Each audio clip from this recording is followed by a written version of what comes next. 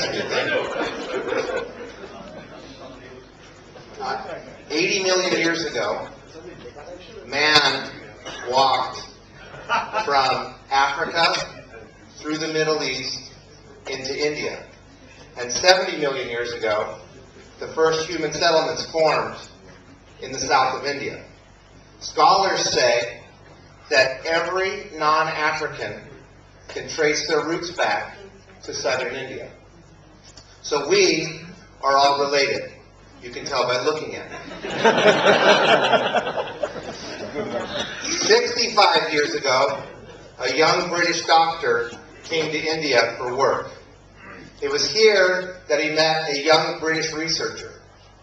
They married, they had a daughter, that daughter had me. And that is my second tie to incredible India. The year is 1999, and we're all in Washington, D.C. It's a cold, cloudy evening. We're standing on a large, gray, concrete deck under a vast, gray, cold sky. I met a man from Delhi that day. We sat and shared a smoke, and then another, and then another.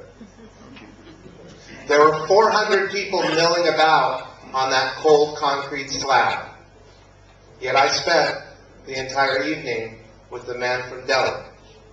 We shared experiences, we shared successes, we shared our stories, and we created what would become a lifelong bond. And then the event ended, and we went our separate ways. The next year, 2000, we met again. We shared again. We strengthened our relationship. We debated philosophy, and we celebrated the achievements of the past year.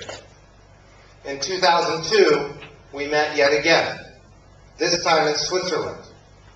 And on a sunny Swiss day in a field of snow, EO members gathered to team build through a variety of different exercises. I instead of team building, sat with that man, Mr. Sanjay Kapoor, off to the side, discussing his and Charisma Kapoor's desire to backpack across Europe. I laughed as I watched Charisma and her friends with their gigantic Louis Vuitton bags and their Louis Vuitton high heels tromping through the snow. And I explained to the Kapoors that Louis Vuitton does not make backpacks, and the hostels of Europe do not have porters. And that was a while ago, Sanjay. I don't recall hearing about your backpacking through Europe. So Sanjay and I have met every year since 1999, sometimes quite frequently through the year. We have deep discussions of philosophy. We have deep discussions on history. We discuss the various religions. We share our business challenges.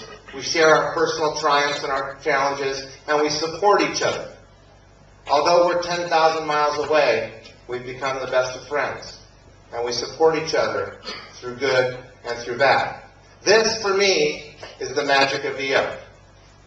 And the magic is every single person in this room has a similar story. Perhaps not with the mileage in between, but a similar story nonetheless. Distant relationships, yet united. Diverse culturally, yet united.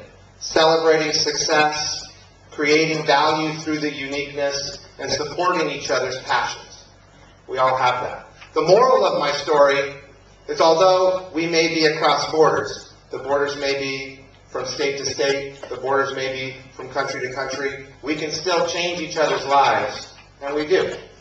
Although we are different culturally, we can still respect each other's uniqueness and derive value from that uniqueness.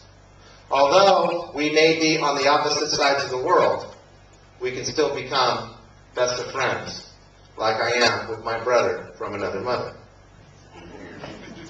So here we are in Rajasthan, in Jaipur, my second time in this wonderful city, and my second time in this beautiful palace. We're here from many places. We're here from many backgrounds, yet we are united. It's an honor for me to attend this event. I've heard much about the RIE over the years. It's an honor to attend it, and it's an honor to introduce the next 2 days. This is once-in-a-lifetime experience for me personally, and I trust for everyone in the room as we experience the royal indulgence of the entrepreneur, as only it can be experienced in India, I know firsthand. We're also here at the midpoint of our fiscal year. And it's a midpoint of a very strong year for EO. And I wanted to take just a moment to share some of the successes. For although the RIE can stand on its own, and we will experience significant educational impact and personal growth, I wanted to share some of the things that are happening within the organization, where we've been, where we are, and where we're going. At the beginning of this year, I met many of you in Hong Kong for the GLC. We began the year with a very strong organization. Our membership, both passionate and engaged, at the beginning of the year, and it remains so. Our vision, mission, and plan was and is inspiring and vested, and our focus, entrepreneurial. However, at the beginning of this year, we had some opportunities. We had an opportunity to unite the organization, which had started, in some ways, to fragment. We had the opportunity to listen to our members. We had the opportunity to improve the structure and focus of EO, and we had the opportunity to grow the Entrepreneurs Organization from good to great. I have a few jobs within EO as chairman, and one of them is an ambassador to the organization and for the organization. I've chosen this year to focus primarily internally and to listen and acknowledge those opportunities. I want to share some with you. Right now, at this very moment, our global board of directors and the global leaders are working to strengthen EO, to personalize the experience and engage the subgroups of EO, because we realize there are subgroups of EO. Right now, we've created something called the Regional Council, which will divert power from the global board to the various regions. We'll divert economic control and divert influence, because we've heard your request for that. Right now, we're working diligently to diversify the global leadership. And our pipeline was where we started. We have global leaders from every single region. And we have, for the first time ever, a stack of applications for the global board from every region. We've never had global board applications from every region in 1 year. Right now, we're making a big shift to be more inclusive as an organization in our leadership. And our strategic plan draft was not created by 8 people on an island. It was created by every regional director, every committee chair, the board, and the staff. Right now, that strategic plan is not being rubber stamped by me, the chairman. That strategic plan is going out to all those leaders for review and comment, as will the global budget for the first time. Over the next 6, 18, and 30 months, we have a united path to follow. We will be pushing the Regional Council focus, we will be pushing the personalization of EO, and we will continue to be inclusive with our ears on. But as the Gita says, we must enjoy the process, for it will not be an overnight experience. So please, wait patiently with me as we go through this. I want to emphasize that EO is stronger than the sum of its parts. Collectively, we are the most influential community of entrepreneurs, and we are becoming the global thought leaders on everything entrepreneur.